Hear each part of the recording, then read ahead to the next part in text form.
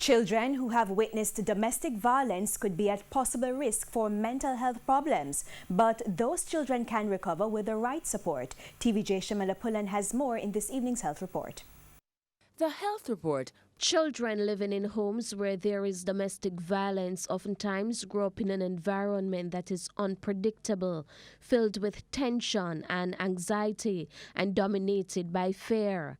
That's according to Director of Child and Mental Health in the Ministry of Health, Dr. Judith Leiber.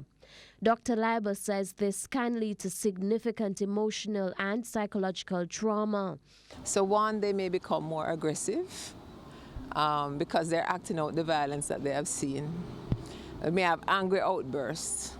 They may have sleeping problems.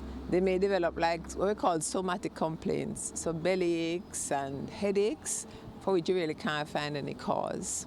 Some of them have symptoms of what we call post-traumatic stress disorder, which is that the memory of the violent incident keeps coming back in their mind and it makes them distractible.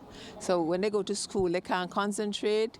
Dr. Leiber encourages adults to speak with children who experience domestic violence, especially those aged 7 years and older. With adequate therapy, so that is a supportive environment, robust social support network. So there's family, community, and if you have a supportive church setting as well and family setting, that can help with the healing.